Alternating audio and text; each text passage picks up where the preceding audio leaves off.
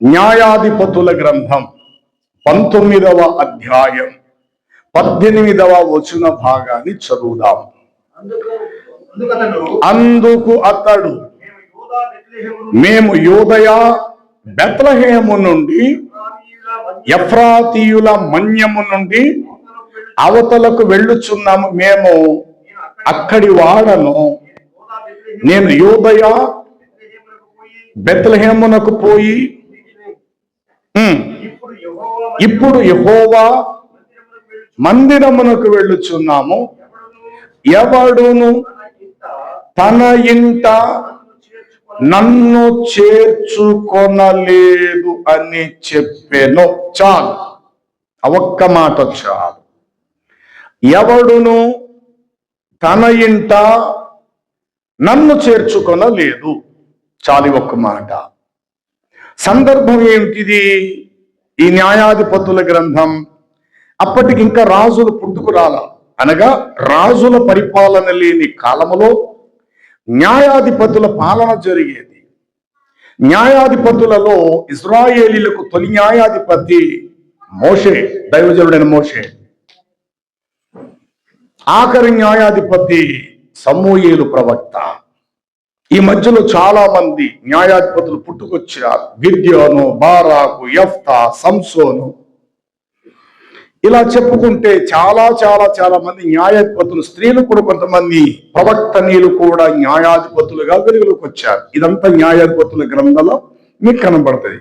యెహోషువ మృతి పొందిన తర్వాత నుండి న్యాయాధిపతులు వచ్చారు.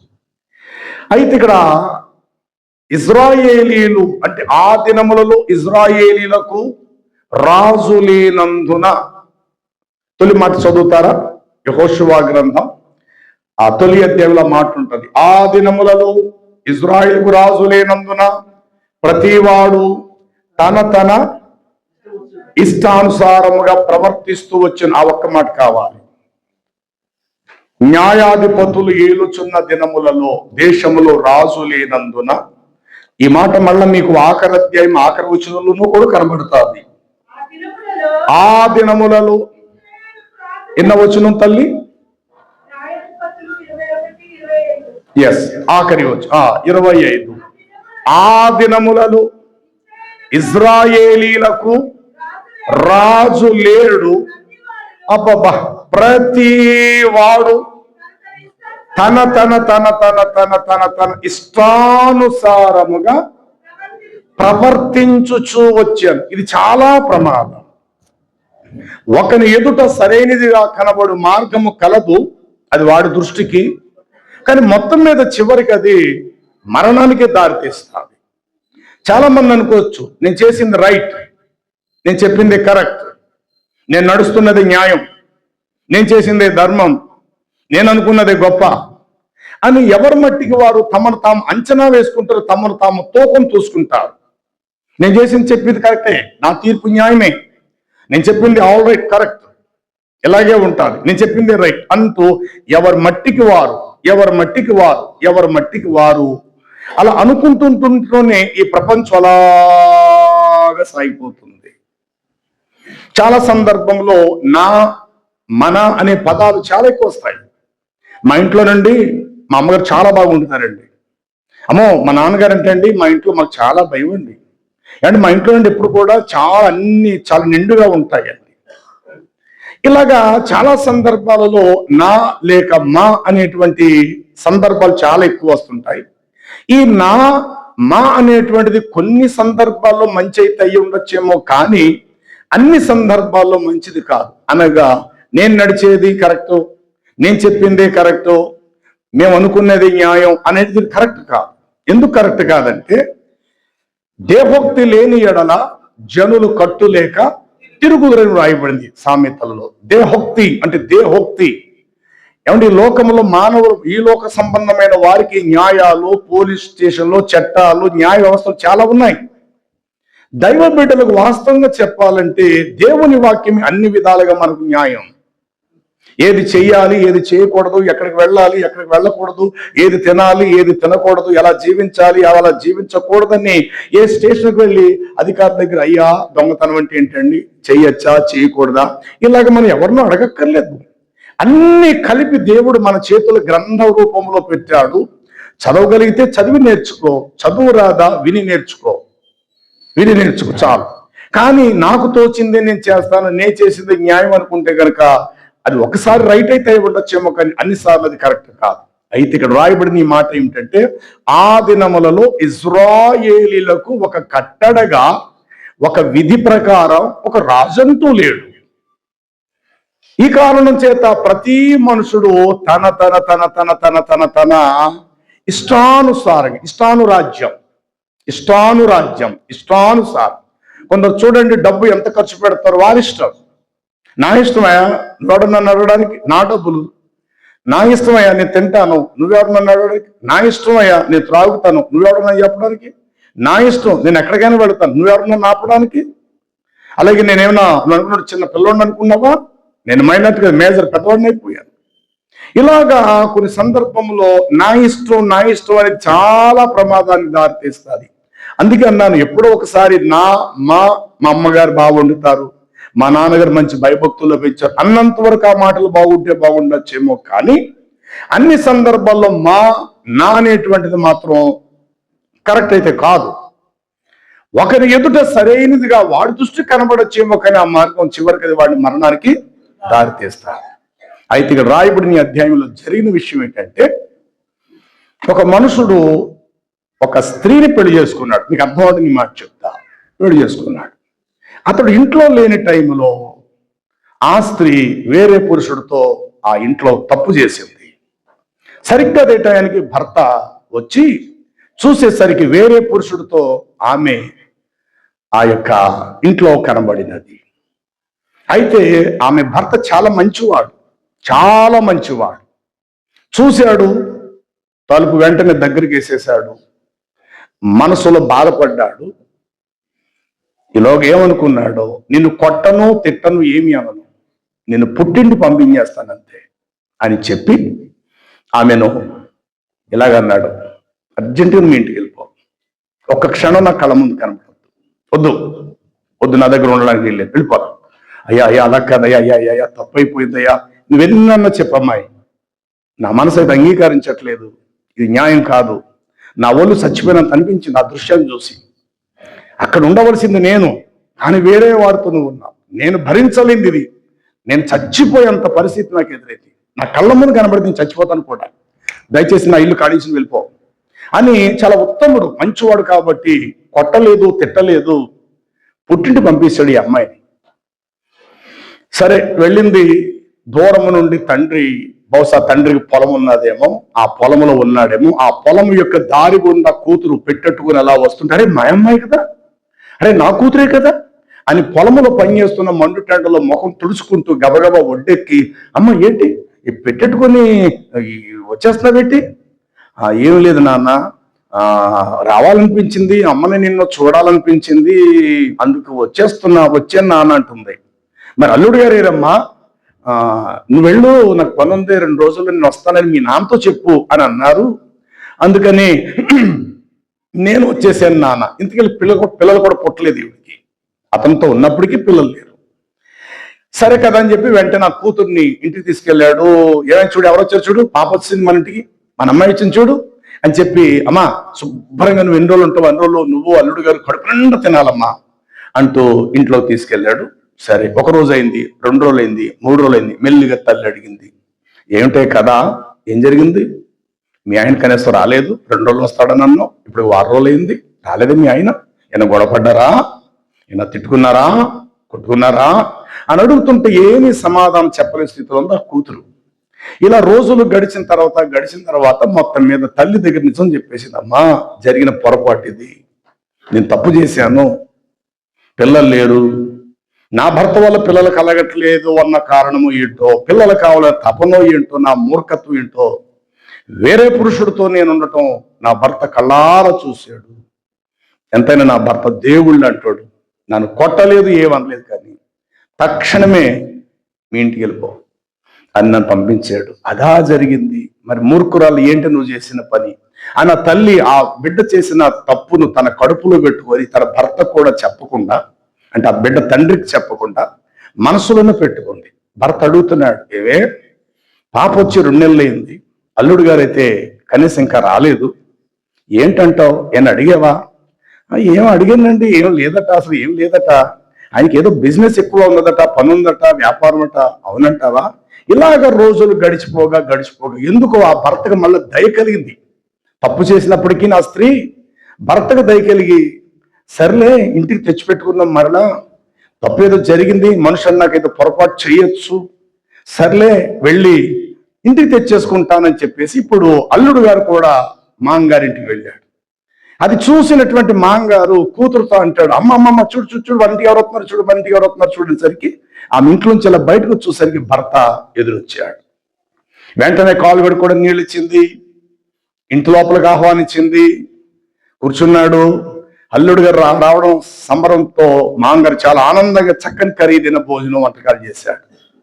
అప్పుడు అంటాడు అల్లుడు, మామయ్య మరి నేను తను వెళ్ళిపోతాం, ఇప్పటికీ తను వచ్చి దాదాపు 5 నెలలు అయిపోయింది, 6 నెలలు అయింది, అక్కడ నాకు భోజనం సదుపాయం సరిగ్గా కుదరట్లేదు, అందుకనే తీసుకెళ్ళిపోవడం నేను వచ్చాను మావయ్య, మరి ఉదయాన్నే మేము వెళ్ళిపోతుంటే. అలాగే బాబు వెళుతురు గారు, ఈ పూట మీరు ఉండండి అని చెప్పి మంచి విందుని ఏర్పాటు చేశాడు. రాక వచ్చాడు కదా అల్లుడు అని చెప్పి.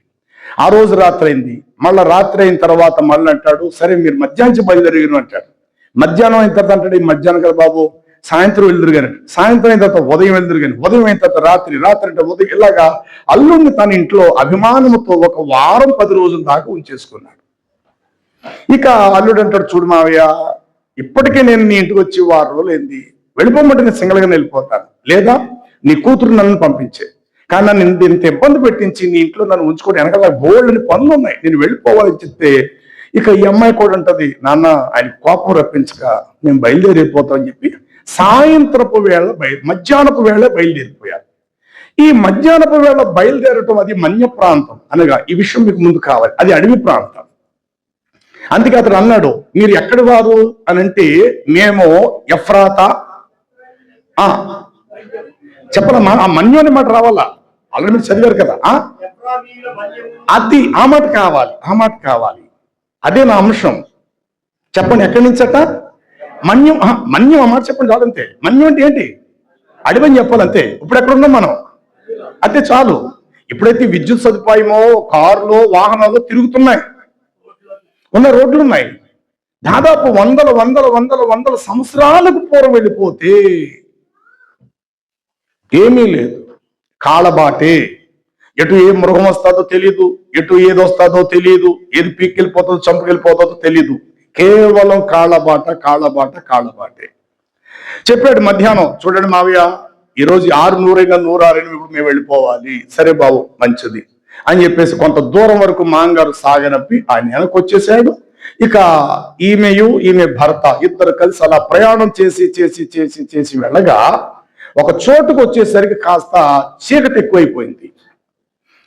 సూర్యుడు హస్తమించినంతగా చాలా చీకటి అయిపోతుంటే ఆవిడ కంగారు పడింది. ఏవండి, ఇప్పటి వరకు మనం నడిచింది అడవి ప్రాంతమే, ఇంకా లోపలికి వెళుతున్నాం, ఎలా ఉంటది ఏంటో, కాస్త ఈ రోజు రాత్రి ఇక్కడ ఆగిపోతే బాగుంటది అన్నట్టుగా అనుకున్నారు.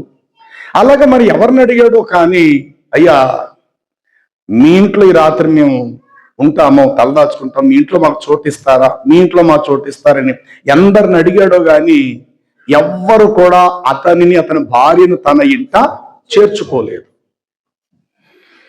ఈలోగా అప్పుడే పొలము నుండి ఒక మనుషుడు గడ్డి మూట తన నెత్తి మీద పెట్టుకొని పొలములో నుండి ఒక ముసలివాడు ఆ త్రోవను ఎదురొచ్చాడు.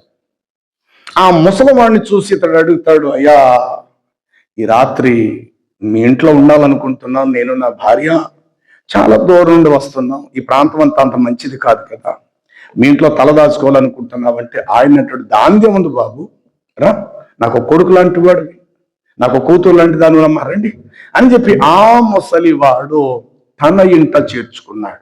మరొకసారి చదువుదన్నమాట. 19వ అధ్యాయము న్యాయాధిపతుల గ్రంథము. అందుకతడు, మేము యూదయ బెత్లెహేము నుండి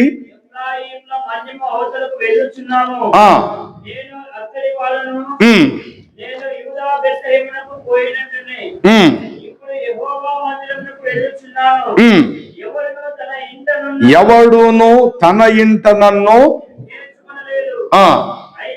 ఆ గాడిదలకు గడ్డి మొదలైన మేతయు నాకును ఆ పనికత్తెలకును ఈ దాసులతో కూడనున్న నా నౌకరులకు ఆహారమును ద్రాక్షారసమును ఉన్నవి, ఏదియు తక్కువ లేదని అతనితో చెప్పగా ఆ ముసలివాడు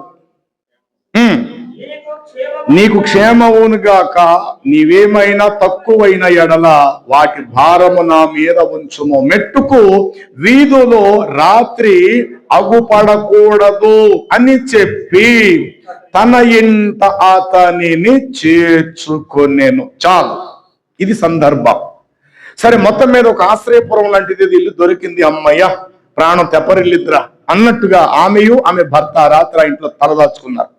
మరి వారు తలదాచుకుని ఆ ఇంటి లోపలికి వెళ్ళటం, ఆ ప్రాంగణంలో ఉన్నటువంటి దుర్మార్గులు కొందరు చూసి అర్ధరాత్రి వేళ వచ్చి ఆ ఇంటి తలుపును తట్టి ఆ ఇంటి ముసలివాడితో అంటాడు, నీ ఇంటికి వచ్చిన వారిని బయటకు పంపమో, లేదా నీ ఇల్లే తగలబెట్టేస్తాం, మా అవసరాలు మా కోరికలు తీర్చుకుంటామన్నప్పుడు ఆ ఇంటి ముసలివాడు అంటాడు, వయసుకు వచ్చిన నాకు 2 కుమార్తెలు ఉన్నారు, వీరైతే వారిని తీసుకుని వెళ్ళిపోడు తప్ప అతిథిగా నా ఇంటికి వచ్చినటువంటి మనుషుడు, అతని భార్యకు మీరింత ద్రోహం చేయటం మీకు మంచిది కాదన్నా సరే, మొత్తం మీద బలత్కారంగా ఆ ఇంటిలో ప్రవేశించిన ఆ మనుషుని యొక్క భార్యను రాత్రి మొదలి ఉదయం వరకు పాడు చేస్తూ వచ్చేశారు. ఉదయం వరకు పాడు చేస్తూ వచ్చేసి ఉదయమున తెల్లవారుతుండగా ప్రాణం పోయింది ఆవిడికి. ఆవిడని తీసుకొచ్చి ఏ ఇంటిలోని బలత్కారంగా లాక్కెళ్ళారు ఆ గుమ్మం దగ్గర ఆమెను పారవేసింది. ఉదయం అయిన తర్వాత రక్తపు మడుగులో ఆవిడ పడిపోయి బట్ట పూర్తిగా చెరపబడి ఆమె ఆ నిర్జీవ శవముగా మారిపోయింది. అది చూసిన తన భర్త వెంటనే కన్నీళ్లు కార్చి, ఎందుకంటే ఆ ఇంటిని మొత్తం అందరినీ చంపేస్తామని బెదిరించిన కారణాన్ని బట్టి ఆమె ఒక్కరిదాన్ని లాక్కెళ్ళి ఆమెను పాడు చేసి చంపేశారు. సరే, ఉదయం అయిన తరిగా ఆడు చనిపోయింది. అంతటా అతడు ఏం చేశాడంటే ఒక బలమైన కత్తోడు తీసుకొని చనిపోయిన తన భార్యను కీళ్ల మొదలుకొని పాదములు మొదలు తల వరకు 12 ముక్కలుగా నరికేశాడు. చచ్చిన శవాన్నే, బతుకున్న మనిషి కదా, చచ్చిన శవాన్ని 12 ముక్కలుగా నరికి 12 బాక్సుల్లో ఆ భాగాలను పేర్చి ఇజ్రాయేలీల యొక్క 12 గోత్రాల వారికి ఆ భాగాలు పంపించాడు. ఒక గోత్రం వారికి తలకాయ, ఇంకొకటి వారికి పాదాలు, మరొకరికి మొండం, ఇలాగ పంపించేసరికి ఆశ్చర్యపోయారు. ఇదేంటి, ఎవడరా నాకు పంపించాడు, తలకాయ ఏంటి, ఈ కాళ్ళు ఏంటి, పేగులు ఏంటి, ఇవన్నీ లైన్గా పెడితే ఒక మనిషి ఆకారం. అప్పుడు ఆమె చంపినటువంటి, అంటే కత్తితో చంపేసిన, అంటే ముక్కలుగా నరికిన తన భర్తను నిలదీశారు. ఎరా మూర్ఖుడా, ఏంట్రా నువ్వు చేసిన పని ఏమిటి అని అనేసరికి అతడంటారు, లేదు నా భార్యని నేనైతే చంపలా, చచ్చిన దానిని ముక్కలుగా నరికి మీకు పంపించా. నేను చంపక ముందే లేక కోయక ముందే, కత్తితో నరకక ముందే ఆల్రెడీ నా భార్య ఆ చెరపబడినది, చచ్చిపోయింది. కారణం ఏంటంటే కనీసం ఇజ్రాయేల్ 12 గోత్రాల వరకు ఒక్కడు రాజు లేనందున ప్రతి వాడును తన ఇష్టానుసారంగా ప్రవర్తించుచూ వచ్చి, ఇక వయసులో చిన్న పెద్ద అనే భేదము ఏమీ లేకుండా ఇంత దుర్మార్గంగా నా భార్యను నా కళ్ళ ముందే చెరిపి చంపేశారు. కనీసం మీరు మనుషుల పశువులంటూ యువతల పోగొట్టుకున్న ఈమె భర్త ఇజ్రాయేల్ 12 గోత్రాల వారిని నిలదీయటం జరిగింది. ఇది ఈ 19వ అధ్యాయములో మాట. మొదటి మాట చదువుదాం ఒక్కసారి. 19వ అధ్యాయము తొలి వచనము. ఇశ్రాయేలీయులకు లేవీయుడైన ఒకడు ఎఫ్రాయిమీయుల మన్యపు ఉత్తర భాగమున పరదేశిగా నివసించుండెను. అతడు యూదా బెత్లెహేమునుడు ఒక స్త్రీని తనకు ఉపపత్నిగా తెచ్చుకొనగా, అతని ఉపపత్ని అతను విడిచి మరొకనితో వ్యభిచారము చేసి యూదా బెత్లెహేములోని తన తండ్రి ఇంటికి పోయి అక్కడ 4 నెలలు ఉండెను. అయితే ఆమెతో మరల ప్రేమగా మాట్లాడి ఆమెను తిరిగి తెచ్చుకొనుటకై ఆమె పెనిమిటి లేచి తన దాసుని 2 గాడిదలను తీసుకుని ఆమె యొద్దకు వెళ్ళగా, ఆమె తన తండ్రి ఇంట అతని చేర్చెను. ఆ చిన్నదాని తండ్రి అతన్ని చూచినప్పుడు అతన్ని కలుసుకొని సంతోషించెను. ఆ చిన్నదాని తండ్రి అతడు మామ వెళ్ళనీనందున అతడు 3 దినములు అతని యొద్దనే ఉండెను గనుక వారు అన్నపానములు పుచ్చుకొనెను, అక్కడ నిలిచిరి. 4వ నాడు వారు వేగముని వెళ్ళుటకు నిద్ర మేలుకొనగా అతడు లేవసాగిను. అయితే ఆ చిన్నదాని తండ్రి అనగా మామగారు, నీవు కొంచెం ఆహారం పుచ్చుకొనము, ఆ తెప్పరిల్లిన తర్వాత నీ త్రోవన వెళ్ళుదు అని తన అల్లుడితో అనగా వారిద్దరు కూర్చుండి అన్నపానములు పుచ్చుకునేది. తర్వాత చిన్నదాని యొక్క తండ్రి, దయచేసి ఈ రాత్రి అంతా కూడా ఉండి సంతోషించము, నీ హృదయము సంతోషించపరచుకునము అని ఆ మనుషునితో చెప్పి అతడు వెళ్ళుటకు లేచినప్పుడు అతని మామ బలవంతం చేశాగా అతడు ఆ రాత్రి అక్కడనే ఉండెను. 5వ దినము కూడా అతడు వెళ్తుంటుండగా ఉదయం లేచినప్పుడు ఆ చిన్నదాని తండ్రి, నీవు ప్రాణము బలపరుచుకోమని చెప్పినందున వారు మరలా ప్రొద్దు వరకు తడవ చేసి ఆ ఇద్దరు భోజనము చేసిరి. ఆ మనుషుడు తానును అతని ఉపపత్నియు అతని దాసుడును వెళ్ళలేచినప్పుడు ఆ చిన్నదాని తండ్రి మరలా అతన్ని చూచి, ఇదిగో ప్రొద్దు గురుకుటకు సమీపమైన, నీవు దయచేసి రాత్రి ఇక్కడే ఉండిపో. అంటే అర్థం ఏంటంటే వెళ్ళనీయకుండా కొన్ని రోజుల వరకు, లేక 5 దినాలు లేక 1 వారం రోజులు ఆపేశాడు. మొత్తం మీద వెళ్ళాలన్న ఉద్దేశంతో బయలుదేరి వచ్చేసరికి జరిగిన విషయం ఏంటంటే, దారి మధ్యలో చీకటి పడేటువంటి సందర్భంలో ఒక ఇంటిలో ఒక ముసలివాడు చేర్చుకున్నాడు ఆ కుటుంబాన్ని. అయితే ఆ ప్రాంతంలో ఉన్న దుర్మార్గులు అతని ఉపపత్నులను పాడు చేసి చంపివేయగా, చూడండి ఆ కింద వచనాల్లో అక్కడ వ్రాయబడి ఉంటుంది.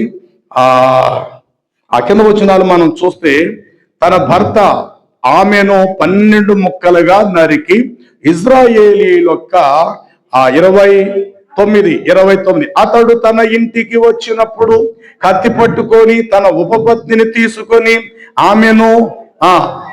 ఆమె కేళ్ల ప్రకారముగా 12 ముక్కలుగా కోసి ఇజ్రాయేల్ యొక్క నలుదిక్కులకు ఆ ముక్కలను పంపెను. అప్పుడు దానిని చూచిన వారందరు, ఇశ్రాయేలు ఐగుప్తులో నుండి వచ్చింది మొదలు నేటి వరకు అయ్యో ఇంత ఘోరమైన పని జరిగి ఉండలేదే అని ఒకరితో ఒకరు చెప్పుకొని. సందర్భం మీకు అర్థమైంది. ఈ విధముగా ఇశ్రాయేలుకి రాజు లేని కారణము చేత ప్రతివాడు తన ఇష్టానుసారం, ఈనాడు ప్రపంచ పరిస్థితి అదే జరుగుతుంది. ఎవరి ఇష్టానుసారం, ఎవరి జీవితం, ఎవరి లైఫ్ స్టైల్, ఎవరే బట్ట కట్టినా, ఎవరే తిండి తిన్నా, ఎవరే పని చేసినా వేరే వారు అడగవలసిన ఆ యొక్క హక్కు లేదు అన్నట్లు, ఎవరు స్వార్థము కొలది, లేకపోతే ఎవరు స్వాతంత్రం కొలది, ఎవరు స్వేచ్ఛ కొలది, ఎవరికి నచ్చిన జీవితాలు, అలాంటి జీవితాలు జీవించే జీవితాలు ప్రస్తుత లోకములో మనం చాలా ఎక్కువగా చూస్తున్నాం. ఇది బాహ్య ప్రపంచం, క్రీస్తును ఎరగని వారికి జరిగేటువంటి విధి. క్రీస్తులోనికి వచ్చిన తర్వాత మనము క్రీస్తు అనే మరో ప్రపంచంలోకి మనం అడుగుపెట్టాం. మన బాహ్య ప్రపంచంలో నుండి క్రీస్తు అనే వేరే ప్రపంచంలోకి మనం అడుగు పెట్టాం. ఇప్పుడు ఈ వేరే ప్రపంచం అనే క్రీస్తులోనికి నమ్మి బాప్తిజం పొందిన తర్వాత, క్రీస్తు అనే ఈ మరో ప్రపంచంలోకి వచ్చిన తర్వాత, క్రీస్తే మన పోషకుడు, మన యజమానుడు, ఆయనకు మనం జవాబుదారులం, ఆయనకు మనం హక్కుదారులం అయి ఉన్నాం. ఆయన ఏ సమయంలో పిలిచినా ఆ సమయాన్ని మనము జవాబు చెప్పేవారుగా ఉండాలి. కారణం ఏంటంటే, మనము నిన్నటి వరకు మన సామ్రాజ్యంలో జీవించాం. నిన్నటి వరకు మనకు హక్కుదారులం, మన మీద మనకు హక్కులున్నవి. మనము మన ఇష్టానుసారంగా జీవించాం. మన బ్రతుకులు మనవి. ఏది తిన్నా, ఎలా జీవించినా, ఎక్కడికి పోయినా, ఏ విధంగా ఉన్నా అడిగే నాదుడు ఎవరు మనకు లేడు. కారణం, మన జీవితాల మీద మనకు హక్కులు ఉన్నాయి. మనము మన ఇష్టానుసారంగా మనం జీవించిన వారు. కానీ ఇప్పుడు అలా కాదు. విలువ పెట్టి మనము వేరే ఆయన చేత కొనబడ్డాము. చెప్పండి, ఆ వేరే ఆయన అంటే ఎవరో కాదు, ఆయనే ప్రభు అయిన యేసుక్రీస్తు. మీరు క్రీస్తు యేసు యొక్క రక్తము చేత మీరు విమోచించబడ్డారు. వెండి బంగారముల వంటి క్షయ వస్తువుల చేత మీరు విమోచించబడలేదు, కానీ అమూల్యమైనటువంటి గొర్రె పిల్ల వంటి క్రీస్తు రక్తము చేతనే మీరు విమోచింపబడితిరి. మీరు విలువ పెట్టి కొనబడిన వారు కనుక ఇక మీరు మనుషులకు దాసులుగా ఉండకండి. మీరు విలువ పెట్టి కొనబడిన వారు కనుక మీరు మీ దేహములతో మీ దేవుణ్ణి మీరు ఏం చేయండి? మహిమపరచండి. ఎందుకని? క్రీస్తు అనే మరొక క్రొత్త లోకంలోకి మనం వచ్చాం. నిన్నటి వరకు క్రీస్తు ఎవరో మనకు తెలియదు. ఆ క్రీస్తు మనకు పరిచయం లేదు. అనగా క్రీస్తు సువార్త మనకు అందనంత వరకు ఆయన ఎవరో మనం ఎవరమో తెలిసింది. ఎవరి ద్వారానో రక్షణ సువార్త అందింది. ఈయన రక్షకుడని నమ్మాము. ఆయన ద్వారా నిత్య జీవన వాస్తవం మనకు తెలిసింది. ఆయన చేపట్టుకున్నాం, ఆయనలో అడుగు పెట్టాం, ఆయన అనే ధోనిలోకి మనం వచ్చి పడ్డాం, ఆయన అనబడిన వలలోకి వచ్చి మనం పడ్డాము. ఇప్పుడు ఆ ధోనిలోకి వచ్చి ఆయన నడిపించేవాడు ఆయనే. ఆయన వలలోకి వచ్చి పడ్డాము. బ్రతికిన చేపలను అంతటా తన గంపలో వేసుకుని తన ఇంటికి పోవును. పరలోక రాజ్యం నానా విధములైన చేపలను పట్టి ఒక వలను పోలి ఉంది. అంతటా జాలరి బ్రతికిన వాటిని వలను దగ్గర కంట లాగి బ్రతికిన వాటిని తన గంపలో వేసుకుని చచ్చిన వాటిని అక్కడనే విడిచిపెట్టి వేసి బ్రతికిన వాటిని మాత్రమే తన గంపలో చేర్చుకొని అతడు తన ఇంటికి పోవునని మీతో చెప్పుచున్నాను. ఆయన సజీవులకు దేవుడు తప్ప ఆయన మృతులకు దేవుడు కాడు. అనగా బ్రతుకుతున్నానన్న పేరైతే నీకుంది, మనం జీవించుచున్నానన్న పేరైతే నీకుంది, కానీ నీవు మృతుడవే. అంటే అర్థం ఏంటంటే బ్రతుకున్నామని బరితెగించి మనం బ్రతికే కన్నా చావు అనేది మన వెనక దాపరిస్తాదని గుర్తించి సాత్వికంగా బ్రతకటం ఎంతైనా ఉత్తమమైన విషయం. కాబట్టి బ్రతుకుచున్న ఈ జీవితం రెండుగా చీలిస్తే, ఒకటి మన పాత జీవితం, దానికి మనమే అధికారులు, మన నచ్చిన జీవితం. క్రీస్తు అనేటువంటి మరో ప్రపంచంలోకి వచ్చి పడ్డాం. ఇప్పుడు మనం ఆయనకి జవాబుదారులమై ఉన్నాం. ఆయన ఏ సమయంలోనైనా మనతో మాట్లాడచ్చు. ఆ మాటకు అబ్రాహాములాగా మనం శిరస్సు వంచాలి. అబ్రహామా నీవు లేచి అన్నప్పుడు వెంటనే లేవాలి. ఇదిగో కష్టమైన నీ కుమారుడును దహన బలిగా అర్పించడానికి నువ్వు ఇష్టపడాలి అంటే కష్టాన్ని కూడా ఇష్టంగా ఉండటానికి అలవాటు చేసుకోవాలి. ఇరుకును కూడా, ఇరుకు మార్గంలో వెళ్ళటానికి కూడా మనం కాస్త ఇష్టపడాలి. నిన్నటి వరకు విశాల విశాల విశాల విశాల జీవితమే జీవితం అయిపోయింది. ఇప్పుడు క్రీస్తులోకి వచ్చిన తర్వాత ఇరుకును కూడా మనము ఇష్టముగా ఇష్టపడుతూ ఆ ఇరుకులో ప్రయాణం చేయటానికి మనం ఇష్టపడాలి. ఆ ఇరుకులోనే ప్రయాణం చేయటానికి మన అడుగులు వేయాలి. ప్రభులోనికి రాకముందు 10 చేతుల సంతానం, ఆ 10 చేతుల సంపాదన కావచ్చు. ఇప్పుడు క్రీస్తులోకి వచ్చిన తర్వాత 1 చేయి సంపాదన కూడా ఇరుకైపోయింది, కానీ అడ్జస్ట్ అవ్వాలి. నిన్నటి వరకు అదే వీధిలో పెద్ద బంగళా, ఖరీదైన భవనం, ఈరోజు అదే వీధిలో చివరిన ఒక చిన్న గుడిసెలో అడ్జస్ట్ అవ్వాలి, అయిపోవాలి. ఒకప్పుడు ఖరీదైన ఫుడ్, ఖరీదైన భోజనం, వంటకాలు. క్రీస్తులోనికి వచ్చిన తర్వాత సవిచాలని ఆహారాన్ని కూడా మనము ఇష్టపడాలి. క్రీస్తులోకి వచ్చిన తర్వాత చిన్న సంపాదన కూడా విలువైన దానిగా భావించాలి. క్రీస్తులోనికి రాకముందు ఎంత సంపాదించినా లెక్కాపత్రం లేకుండా జీవించాము. క్రీస్తులోనికి వచ్చిన తర్వాత స్వల్ప సంపాదన కూడా ఘనమైనదిగా గుర్తించాలి. ఎవరో ఇస్తే మనం బ్రతికేయటం ఒక ఎత్తు, నీకు నువ్వుగా 1 రూపాయి కష్టపడటం అది విలువైనటువంటిది. ఎవరో తల్లిదండ్రులు పెట్టేది, తాత ముత్తాతలు ఇచ్చినటువంటి ఆస్తులతో కాలు మీద కాలు వేసుకొని ఉంగరాలు పెట్టుకుని మెళ్ళని పెద్ద గొలుసులు వేసుకొని బ్రతికేయటం అది పెద్ద గొప్ప కాదు. నీ అంతట నీవు సాహసించి చెమటూర్చి నీకు నువ్వుగా 1 రూపాయి ఏ రోజైతే కష్టపడతావో అదే అద్భుతమైనటువంటి ధనం. అదే నీకు ఆనందాన్ని చేకూరుస్తుంది. కాబట్టి క్రీస్తులోకి వచ్చిన తర్వాత కొంచెములో కూడా అడ్జస్ట్ అవ్వటానికి ఇష్టపడాలి, కొంచెములో కూడా తృప్తి పడటానికి ఇష్టపడాలి. ఇరుకును కూడా నీ హృదయాన్ని విశాలపరుచుకొని ఆ ఇరుకును ఇష్టపడాలి. అంతరంగం ఇరుకుగా ఉన్నప్పుడు నువ్వు ఎంత విశాలముగా ఉన్నది నీకు ఇరుకే. ఎందుకని? మొదట నీ అంతరంగం ఇరుకై ఉన్నది. నీ అంతరంగంలో ప్రశాంతత లేదు, విశాలం లేదు. కాబట్టి నేను తీసుకెళ్ళి పెద్ద బంగ్లాలో పెట్టినా కూడా ఏంటంటే దిక్మాల బంగ్లా అంటావు, అన్ని సదుపాయాలున్న పెట్టేర్లేండి పెద్ద అన్నట్టు మాట్లాడతా. అంతరంగంలో ఎప్పుడైతే సమాధానము నెమ్మది నీకు ఉన్నదో చిన్న గుడుసులో తీసుకెళ్ళిన భర్త వైపు కన్నీళ్లు పెట్టుకొని అంటావు, అయ్యా చాలా బాగుంది ఇల్లు, చాలా బాగుంది, మన సరిపోతుంది అయ్యా, ఈ ఇంట్లో మనం అడ్జస్ట్ అయిపోదాం.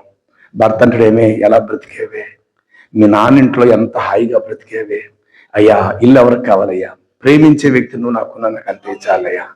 కాబట్టి నిన్ను బట్టి నేను ఈ చిన్న ఇంట్లో కూడా నేను అడ్జస్ట్ అవుతాను. మరి గతంలో కాలు బయట పెట్టకుండా నువ్వు పోషించబడ్డావు, కాలు బయట పెట్టకుండా నీ తల్లిదండ్రులని అంత బాగా చూసుకున్నావు. ఇప్పుడు నేను కావాలని నన్ను కావాలనుకొని ఇష్టపడి నేను పెట్టే ఈ ఇరుకులోకి వస్తున్నావంటే ఏమనాలంటే, అయ్యా నేను నిన్ను ప్రేమిస్తున్నాను కాబట్టి ఈ ఇరుకు కూడా నాకు విశాలమేనయ్యా, నిన్ను బట్టి ఈ ఇరుకు కూడా నాకు విశాలమే, చవిచాలని ఆహారము కూడా ఆ సమృద్ధినిచ్చిన రుచికరమైన అన్నపానాలతో నాకు సమానమయ్యా, నువ్వంటూ నాతో ఉంటే ఆ ఇరుకు కూడా నేను ఇష్టపడతాను. ఇది క్రీస్తు అనేటువంటి మరో ప్రపంచంలోకి వచ్చిన తర్వాత ప్రతి విశ్వాసి, అది నేనైనా నువ్వైనా, అప్పుడప్పుడు మన జీవితాలు తెలియకుండానే ఇరుకులోకి వెళ్తుంటాయి. అప్పుడప్పుడు మనకు తెలిసి రావు సమస్యలు, తెలిసి మనకేం చెప్పి పెట్టి రావు. ఉరిమినట్టుగా హఠాత్తుగా మేఘాలు కమ్మేసి అప్పటి వరకు సూర్య తేజస్సు ఆ యొక్క మేఘాలలో చీకటి మారిపోయి ఆ మేఘాలు చాటున సూర్యుడు మరుగు చేయబడినట్లుగా, ఎటు చూసిన కారు మబ్బు మేఘాలే కమ్మేసేసినట్లుగా అప్పుడప్పుడు మన జీవితాలు అలాంటి చీకటిగా కారు మేఘాలు కమ్మేసే పరిస్థితులు మన హృదయానికి అలుముకుపోతుంటాయి. ప్రియులారా, వెలుతురుని ఎలాగైతే ఇష్టపడ్డావో కారు మేఘాలు కమ్మినప్పుడు కూడా దానిని కూడా మనం ఇష్టపడాలి. కాబట్టి ప్రభువులోనికి వచ్చిన తర్వాత ఎందుకు ఆయన మనకి యజమానుడై ఉన్నాడు అనంటే, చూడండి కీర్తనల గ్రంథము 49:15 వచనం, 49:15 వచనము. దేవుడు నన్ను, చాలంతే. ఇంతకు ముందు మాట ఒకసారి మీరు 11 నోట్ అంటాం. ఎవ్వడు నన్ను తన ఇంట, ఆ మాట చెప్పండి, ఈ మాట కూడా చెప్పండి. ఇప్పుడు ఎవడును, ఏ మనుషుడును తన ఇంట నన్ను, ఆ మాట చెప్పాలి మీరు.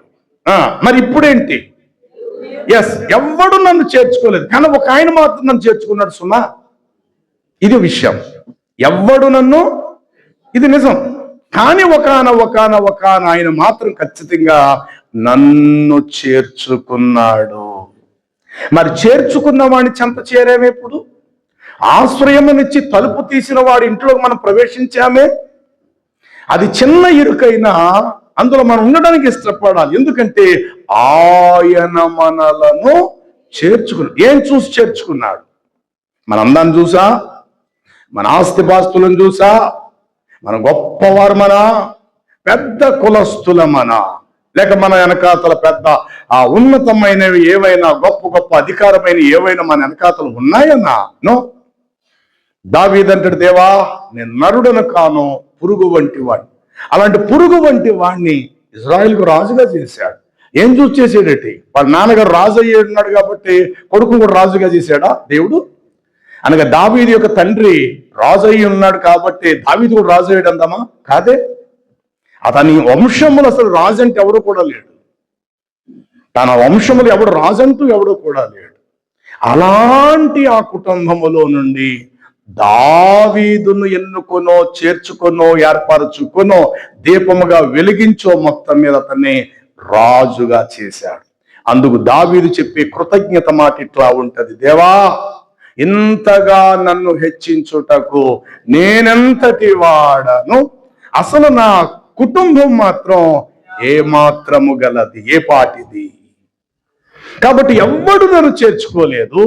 కానీ ఒకానొక సమయమందు దిక్కుమాలిన స్థితిలో నేను ఉన్నప్పుడు ఒకాయన నన్ను చేర్చుకున్నాడు.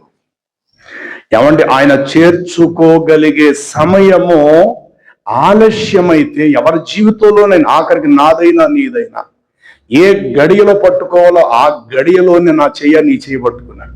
ఏ సమయంలో నిన్ను నన్ను చేర్చుకోవాలి సరిగ్గా ఆ టైంలో మనం చేర్చుకున్నాడు. ఆయన మనల్ని చేర్చుకోవటం ఒక కన్నురెప్ప పాటంత ఆలస్యం అయి ఉంటే గనుక మరణము నిన్ను నన్ను చేర్చుకొని ఉండేది. ఇది నిజం. రావాల్సిన సమయంలోనే వచ్చి పడిపోయాం, పడవలసిన సమయంలో వాళ్ళలో పడిపోయాం అంతే. లేదంటే వెనకాతల తిమింగలు నేను మింగేసి ఉండేది. అదే నీ వెనకాతల ప్రయాణం చేస్తుంది మరొక పెద్ద చేప, నీకు తెలియదు. అది ఈలోగా జాలరి వాడు వల వేశాడు, సరిగ్గా నువ్వు వచ్చి వాళ్ళలో పడ్డావు. సంతోషం. ఆ తిమింగలము యొక్క మరణం అనే దాని నోటి నుండి, పాతాళ వర్షం నుండి నిన్ను ఆయన బయటకు తప్పించాడు. అంటే చేర్చుకోవలసిన సమయము మీరిపోతే, చేర్చుకోవలసిన సమయంలో ఆయన మనల్ని చేర్చుకోకపోయి ఉంటే గనుక ఖచ్చితంగా నిన్ను నన్ను తప్పనిసరిగా మరణము ఎప్పుడో మనం చేర్చుకుని ఉండేది. కాబట్టి ఇలాంటి చోటుకు వచ్చినప్పుడు నువ్వు గుర్తించవలసింది వర్తమానము చేత. అవును కదా, నేటికి 5 ఏళ్ళు అయింది కదా, నేటికి 8 ఏళ్ళు అయింది కదా, నేటికి 10 ఏళ్ళు అయింది కదా, నేటికి 14 సంవత్సరాలు అయింది కదా, ఫలానా సమయం మందు ఆ వాక్యమే కదా ఆ రోజు నన్ను బ్రతికించింది, ఆ వాక్యమే కదా నన్ను స్థిరపరిచింది, ఆ వాక్యమే కదా నన్ను ఆయనలో అంటుకట్టేలాగా నన్ను స్థిరపరిచింది. అవును, ఆ రోజే గనుక, ఆ రాత్రి పూటే గనుక, ఆ మాటే గనుక నా చెవిని పడకపోతే ఆ రోజు రాత్రి ఈ పాటికి ఎప్పుడో నేను చనిపోయి ఉండేవాడిని కదా. ఆ ఒక్క మాట, ఆ రాత్రి 12 గంటలకు ఇది ఇక్కడ విషం పెట్టుకున్నాను, ఈ పక్కన చూస్తే అంతరంగంలో ఎవరో చెప్పారు ప్రభువును నమ్ముకో అన్నారు, పైగా బైబిల్ కూడా ఇచ్చారు. అంతవరకు బైబిల్ అంటే నాకు తెలియదు. విషము త్రాగుదామా, పిల్లలకు విషం పట్టించి నేను కూడా విషం తాగి చచ్చిపోదామా, లేక ఎవరో కష్టకాలంలో ఈ వాక్యం చదవడానికి ఇచ్చిన బైబిల్ని చదువుదామా అని ఆ టైంలో నీకు ఆలోచన పుట్టడం. నీ పరిస్థితులను బట్టి మరణం పిలుస్తుంది, లేదు లేదు నువ్వు విషం దగ్గర రావటమే కరెక్ట్. తెల్లారిందా అప్పులోళ్ళందరూ నీ మీదకి వచ్చి పడిపోతారు. నువ్వు నవ్వులు పాలై చచ్చిపోవటం కంటే ఈరోజు రాత్రే నువ్వు విషం తాగి చచ్చిపో. నువ్వు తాగే నీ భార్యకు పట్టించేయి, నీ పిల్లలకు కూడా పట్టించేయి, మీరు చచ్చిపోండి. లేదు లేదు ఉదయం వరకు మీరు బతుకున్నారా, అందరి మధ్యలో మీరు చచ్చిపోతారు. ఆ ఉదయం చచ్చుట కంటే ఈ రాత్రి విషం తాగి సైలెంట్గా చచ్చిపోండిరా అని మరణం వారిని పిలుస్తుంది. కానీ ఎక్కడో ఒక నీటి బిందువు లాంటి ఆలోచన సహోదరి ఈ బైబిల్ ఇచ్చి, అయ్యా మీరు ఏ స్థితిలో ఉన్నా మీకు పరిష్కారం, జవాబు ఈ గ్రంథములో ఉంది అని చెప్పింది కదా. ఒక్కసారి ఈ బైబిల్ వాక్యం చదివి వెంటనే కళ్ళు మూసుకొని విషయం తాగేద్దాం, ఇంకేం ఆలోచన చెయ్యొద్దు. అప్పుడు మనం అన్ని దేవుళ్ళు ఈ దేవుడు కూడా ఒకడైపోతారు మనకి. ఎందుకంటే అందరిని కొలిసాము, అందరినీ నమ్మాము. ఎవరో చెప్పింది కదా ఈవిడి, ఇక ఈ దేవుడు మాట ఏదో ఒక్కసారి ఓపెన్ చేసి చదివి వెంటనే అలాగ పక్కకు పోయి విషయం తాగితే అప్పుడు ఈ దేవుడు కూడా నమ్మినట్టు ఉంటది కదా. ఎవరో చెప్పారు ముస్లిం దేవుడు అంటే అక్కడ కూడా వెళ్ళాం దర్గాల దగ్గరికి. ఇక మనం పుట్టిందే ఇందులో కాబట్టి మనకు తెలిసిన కొండలు, లోయలు, గుట్టలు, మెట్టలు, నదులు అన్నీ అయిపోయాయి. ఇక మిగిలింది ఈయనే కదా. నిన్నటి రోజే కదా ఇచ్చింది ఇప్పుడు బైబిల్. కష్టాలు మనకు ఎక్కువ ఉన్నాయంటే ఇదిగో నమ్మి బైబిల్ చదవండి అని ఇచ్చింది కదా అని చెప్పి ఇక్కడ విషం పెట్టుకున్నారు మరణం, ఇక్కడేమో బైబిల్ పెట్టుకున్నారు. బహుశా భార్య అని ఉండొచ్చు, ఏవండి పిల్లలకి విషం పెట్టే ముందు, మనం విషం తాగేసే ముందు ఎలాగో చచ్చిపోదాం, ఖచ్చితంగా చచ్చిపోయి వాళ్ళ రాత్రి. కాకపోతే ఆవిడ నిన్న పని కట్టుకొని మరి మన ఇంటికి వచ్చి, అమ్మా మీ సమస్యలన్నిటికీ పరిష్కారము ఈ దేవుని వాక్యము, ఒక్కసారి మీరు చదవండి అని ఆశతో తెచ్చిచ్చింది కదండి. విషయం ఒక్క నిమిషాల పక్కన పెట్టండి, తాగేద్దాం. కాకపోతే ఒక్కసారి ఆ బైబిల్ చదివి అప్పుడు విషయం త్రాగుతామండి. అవునంటావా? అయితే అప్పటి వరకు త్రాగద్దాం. ఎందుకు చెప్తున్నాను, ఒక్కసారి నా మాట వినండి. పిల్లలు పట్టించేద్దాం, ఉయ్యాలో ఉన్న పిల్లలకు కూడా ఉగ్గిన్నెలు వేసి పట్టించేద్దాం. కాకపోతే ఒక్క నిమిషం మీరు చదవండి అన్న సమయము అది ఎంత అద్భుతము. వెంటనే అతడు లేచి ఆ బైబిల్ను ఇట్లాగా ఒకవేళ ఓపెన్ చేసేసరికి ఒక దివ్యమైన మాట అనుకుందాం. 41 అది యెషయా గ్రంథం 10వ వచనమే వచ్చింది అనుకుందాం. యెషయా గ్రంథం 41 10వ వచనం ఒకవేళ అలా ఓపెన్ చేస్తే ఒకవేళ వచ్చింది అని అనుకుందాం. అక్కడ ఇలా ఉంటుంది, భయపడకుము నేను నీకు తోడై ఉన్నాను, దిగులు పడకము నేను నిన్ను బలపరచుదును, నీకు సహాయము చేయువాడను నేనే, నీతి అనే నా దక్షిణ హస్తముతో నిన్ను ఆదుకుంటాను. అందరూ స్తోత్రాలు చెప్దాం, చెప్పలు కొడుతూ ప్రభుకి. అప్పటి వరకు చర్చ్ అంటే, వాక్యం అంటే, బైబిల్ అంటే తెలియలేని ఇతగాడికి ఇక విషయం రెడీ చేసుకున్నారు, తాగేటానికి రెడీ. చదివిన గ్రంథాన్ని మరలా మూసేసి విషయం దగ్గరికి రావాలి. కానీ చదువుతున్న అతడు అక్కడే ఉండిపోయాడు, కళ్ళంట నీళ్ళు వస్తున్నాయి.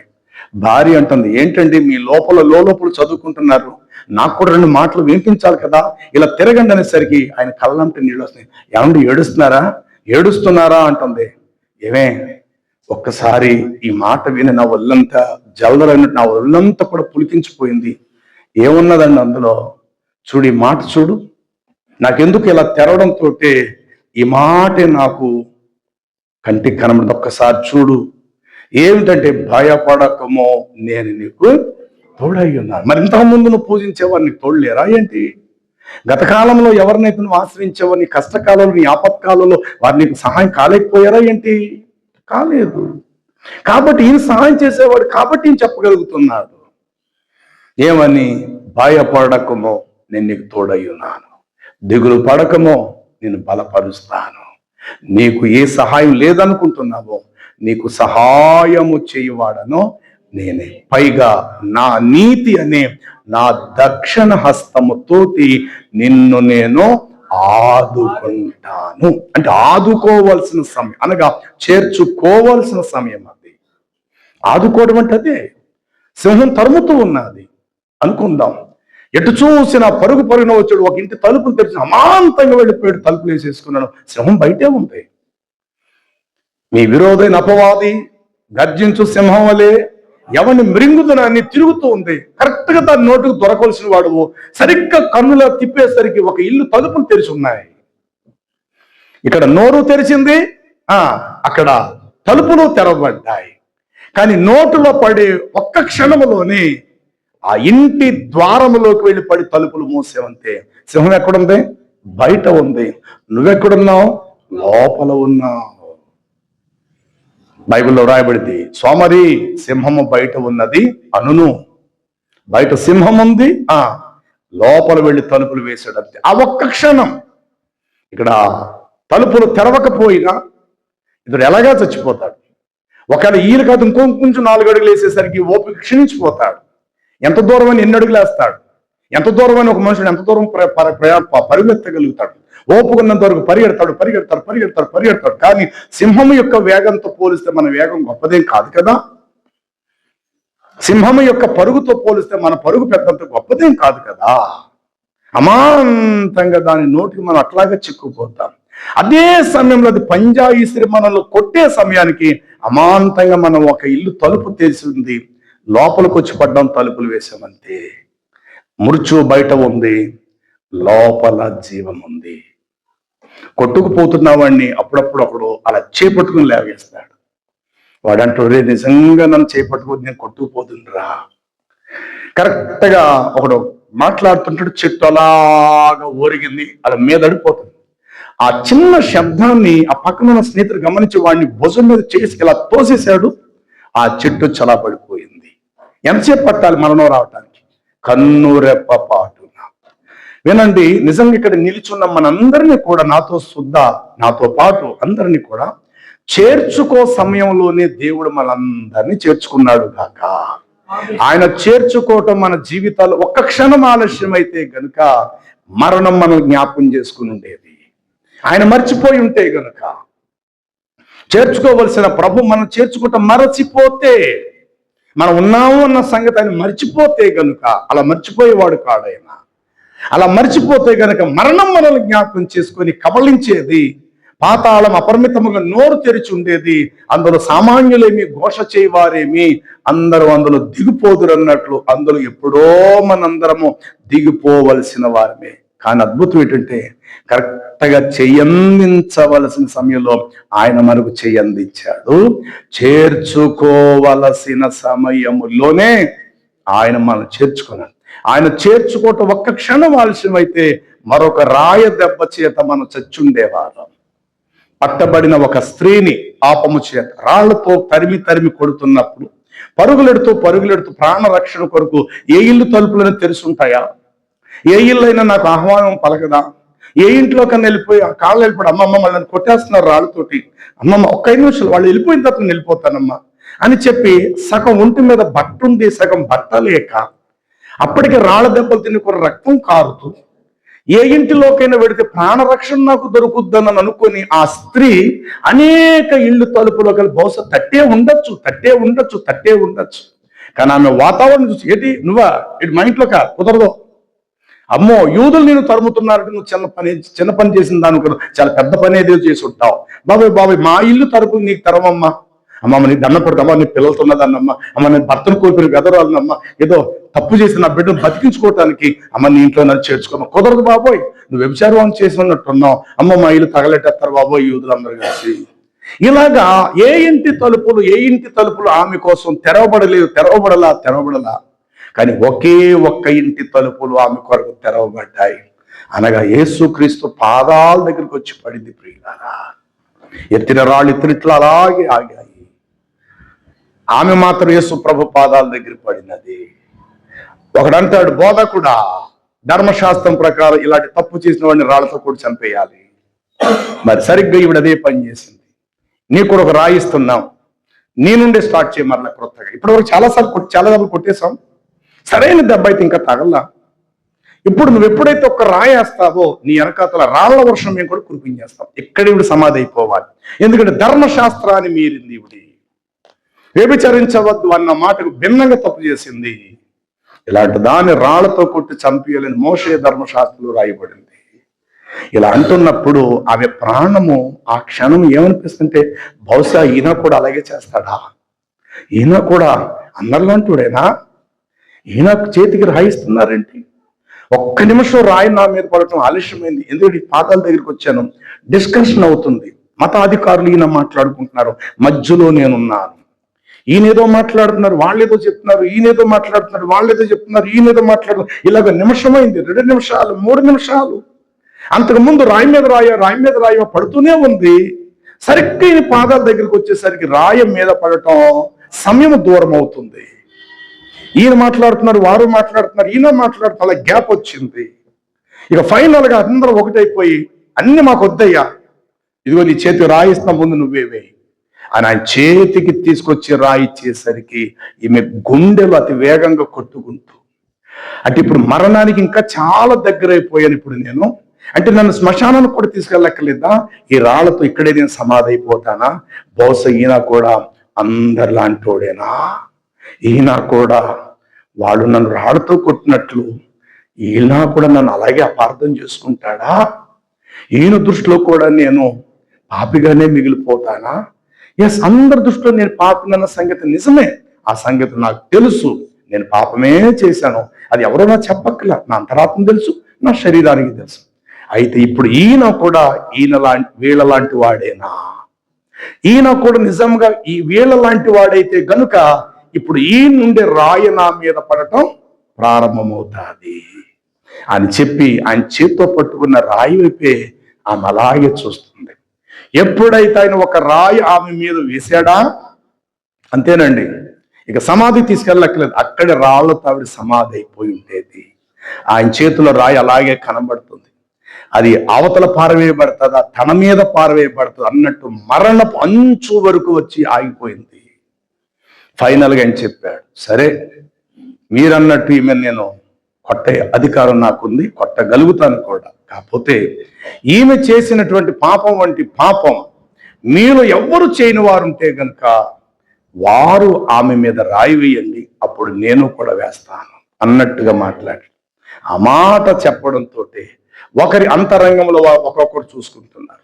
తన మనసును వారు తెరుచుకుంటున్నారు, వారి అంతరంగంలో వారు ప్రవేశిస్తున్నారు, వారి ఉద్దేశాల్లోకి, వారి ఆలోచనల్లోకి. ఎస్, ప్రభు ఎప్పుడైతే వాక్య రూపంలో మనతో మాట్లాడతాడో మన మదిలోకి మనం ప్రవేశించాలి, మన అంతరంగంలోకి మనం చొరపడాలి, మన ఆలోచన విధుల్లోకి మనము ఆ యొక్క విధుల్లోకి మనం వెళ్ళాలి, మన మార్గంలోకి మనం ప్రవేశించాలి, మన అడుగుజాడలేంటో మనం గుర్తించాలి, మన తలంపులు ఎక్కడ ప్రయాణం చేస్తున్నా మన ఆలోచన చేయాలి. ఎప్పుడు ఆయన మాట్లాడిన మరుక్షణం నీ వాక్యం వెల్లడవడంతో వెలుగు పుట్టును, ఆ వెలుగులో మన ఇల్లు ఎలా ఉందో సరి చేసుకోవాలి, మన దీపం వెలిగించి ఏవేవి ఎక్కడెక్కడ చక్కపరుచుకోవాలి, ఎక్కడెక్కడ ఏవి దూరపరుచుకోవాలి, ఎక్కడ సమానంగా సర్దుకోవాలి.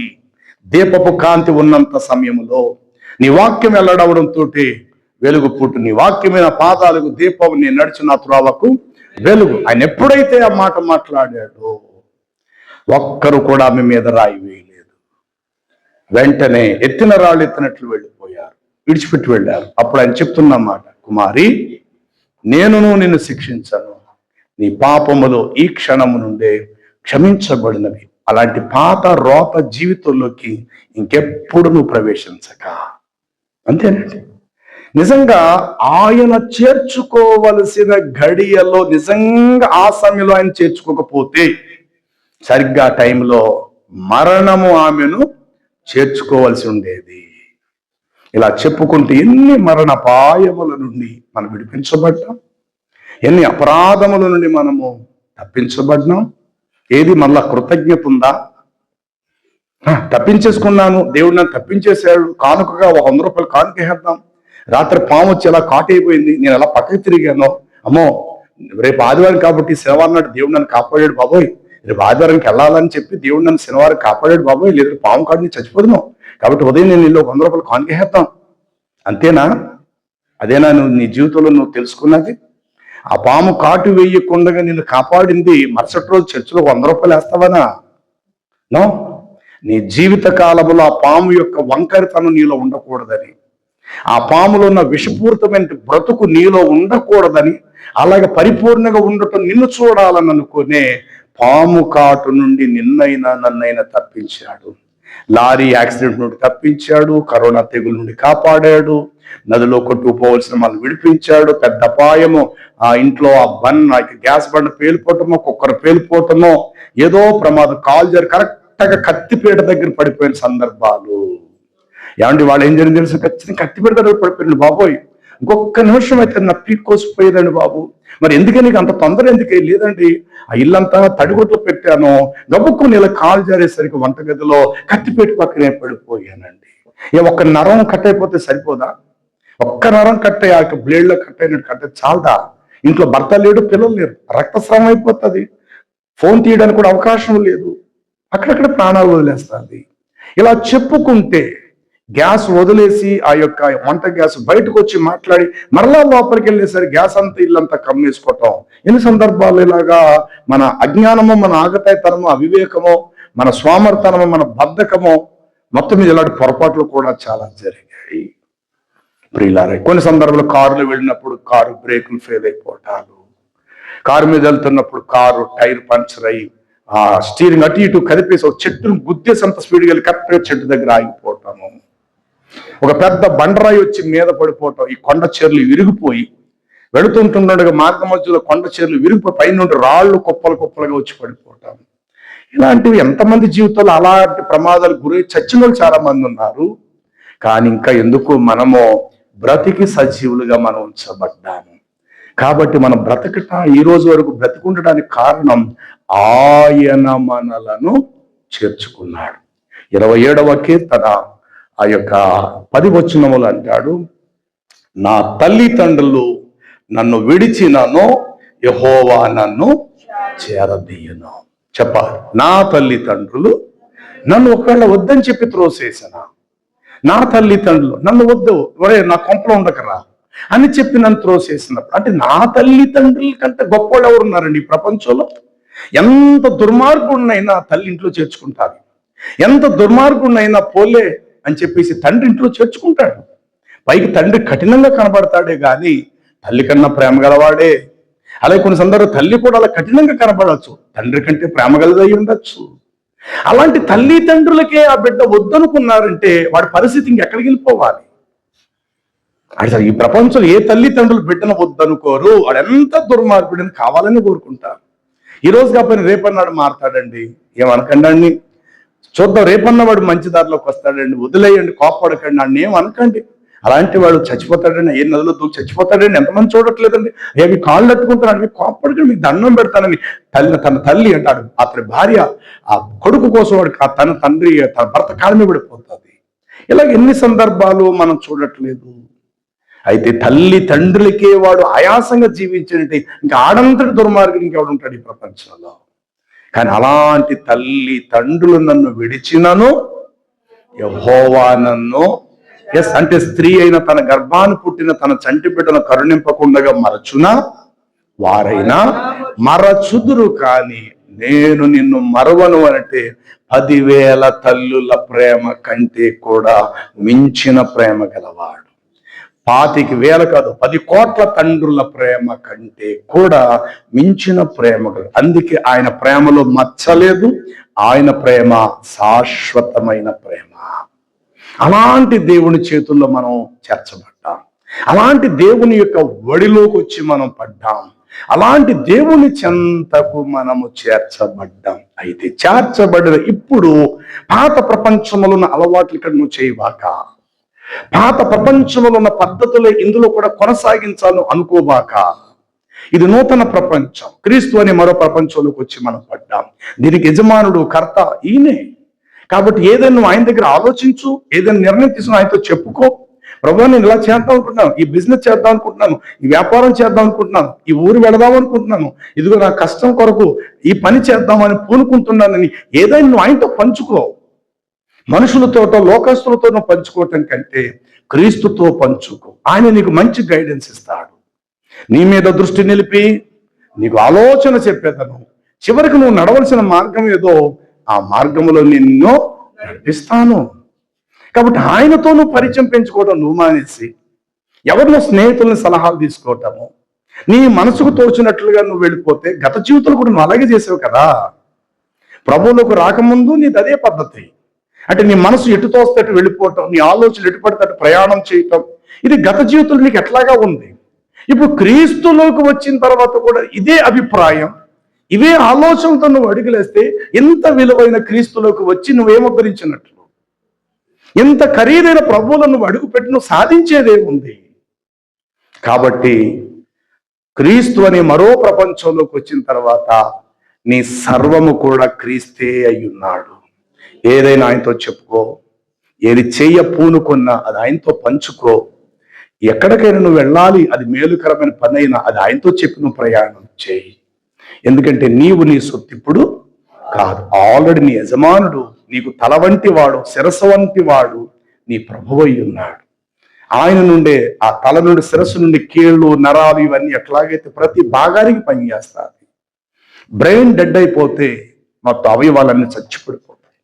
బ్రెయిన్లో ఉండకూడని ఒక చిన్న ఇసుక రేణువంత బ్లడ్ క్లాట్ అయినా, ఎక్కడైనా నరాలకు దెబ్బ చిన్నది అన్నా సరే, ఎక్కడో ఇంత పెద్ద కాలు పక్షవాతం వచ్చినప్పుడు పక్కకి తిరిగిపోతుంది.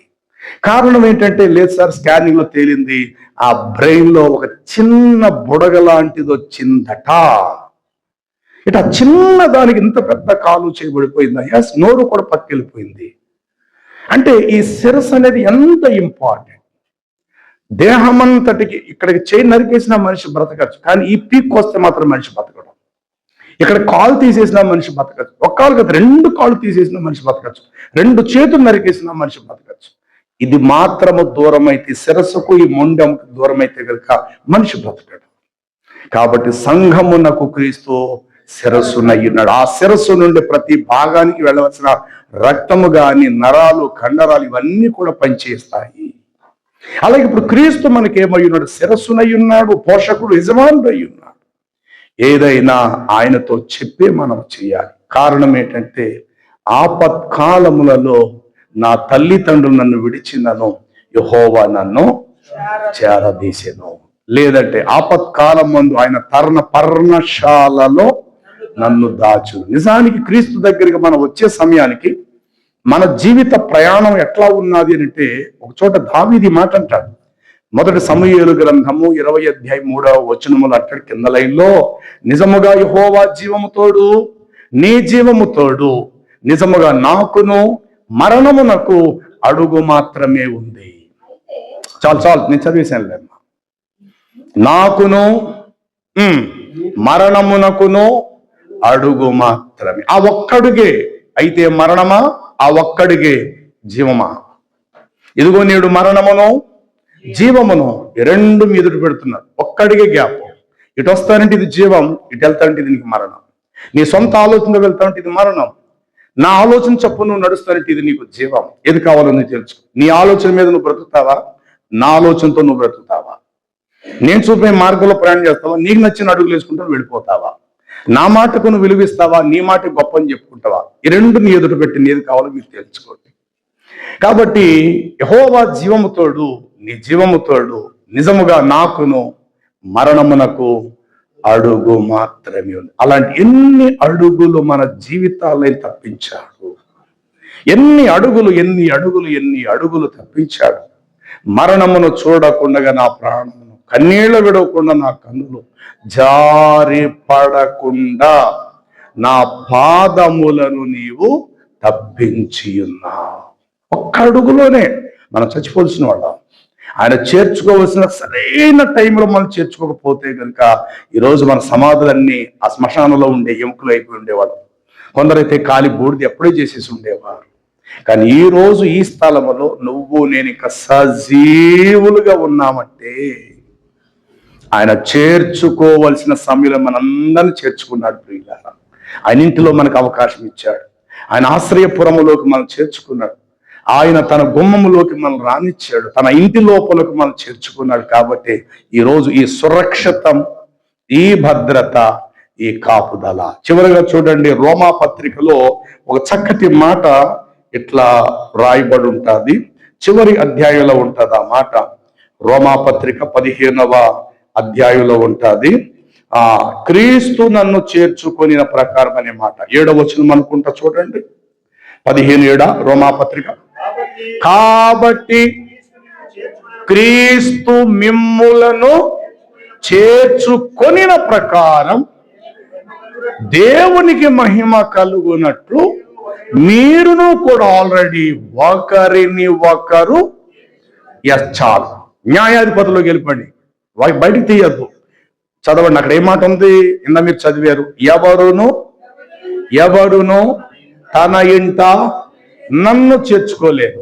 సెకండ్, దేవుడు నన్ను చేర్చుకున్న తర్వాత జీవితం అంతా మీకు చెప్పేశాను ఇప్పుడు. కాబట్టి ఇప్పుడు నేను చేయవలసిన పని ఏమిటంటే, క్రీస్తు ఆల్రెడీ మిమ్ములను చేర్చుకొనిన ప్రకారం ఏం చూసి చేర్చుకున్నాడు? మన దగ్గర పరిమళ వాసన వచ్చిందని ఇంట్లో రానిచ్చాడా? లేకపోతే మన పెద్ద పరిశుద్ధులు, మన జమీందారులు, మన గొప్పవారు, మనలందరూ లోపల రండి సార్ అని చెప్పి మనల్ని ఆహ్వానించాడు. క్రీస్తు మిమ్ములను చేర్చుకొనిన ప్రకారము మీరును కూడా ఒకరిని ఒకరు హృదయపూర్వకంగా చేర్చుకొనుడి. వాడు దుర్మార్గుడైన ప్రభు ప్రేమను బట్టి నువ్వు క్షమించుము, నీవు ఆహ్వానించుము. క్రీస్తు యొక్క వాక్యములు నీవు పరిపూర్ణమవునట్లు, ఆ వ్యక్తి పరిపూర్ణమవునట్లు ప్రేమతో స్వాగతించుము. ఆయనే మనం చేర్చుకున్నప్పుడు నువ్వు చేర్చుకోవటానికి పెద్ద ఆశ్చర్యం ఏముంది? అన్ని పోగొట్టుకున్నాడు. ఎంత పోగొట్టుకోవాలి ఎంత నాశనం అంతా నాశనం అయ్యాడు. చింపురు జుట్టుతో, బట్ట 100 పీలుకులతో, కాళ్ళకు చెప్పులు లేకుండా, దిక్కుమాలిన ముఖముతో తండ్రి ఇంటికి రావటానికి ఇష్టపడ్డాడు చిన్న కొడుకు. తండ్రి కాదనలేదే. ఎవరో తీసుకెళ్ళి ఆస్తి తీసుకురా, అప్పుడు ఇంట్లో కొద్దు కానీ. వెళ్ళినప్పుడు ఏ బట్టలు తెల్ల ఆ బట్టలతో రారా, అప్పుడు ఇంట్లో కొద్దు కానీ. వెళ్ళినప్పుడు డబ్బు సంచి ఎలా పట్టుకురారా, అప్పుడు ఇంట్లో వద్దు కానీ. వెళ్ళినప్పుడు చేతికి ఉంగరాలు, మెడలో బంగారం, వాటితో రారా, అప్పుడు ఇంట్లో చేర్చుకుంటాను నేను అని అనలేదా తండ్రి? వెళ్ళినప్పుడు సమృద్ధి గలవాడుగా వెళ్ళాడు, రిక్తుడిగా వచ్చాడు. కానీ తండ్రి మాత్రము కాదనలేదు. అంతటా వాణిని తన ఇంట చేర్చుకొని గొప్ప విందును ఆ ఇంటిలో పని వారికి ఏర్పాటు చేశాను. క్రీస్తు మిమ్ములను చేర్చుకొనిన ప్రకారము అంటే బాగుంటే చేర్చుకునేవారు సమాజంలో చాలా మంది ఉంటారు. ఏమండి, కొంతమంది ఖరీదైన వారు సమాజంలో విలువ అంటే సమాజం దృష్టిలో వారు గొప్పవారు అనబడిన వారు ఎవరైనా మా ఇంట్లోకి వచ్చి భోజనం చేశాడు తెలుసండి. అండ్ ముఖ్యమంత్రి గారండి మా ఇంట్లోకి వచ్చి మమ్మల్ని మా పిల్లల్ని ఎత్తుకున్నాడండి. అయినా ఏమంటే మా ఇంటికి వచ్చాడండి బాబు, మా ఇంట్లో భోజనం చేసాడు. పెద్ద వాళ్ళ కొరకు మన ఇల్లులు ఎప్పుడు తెరబడి ఉంటాయి.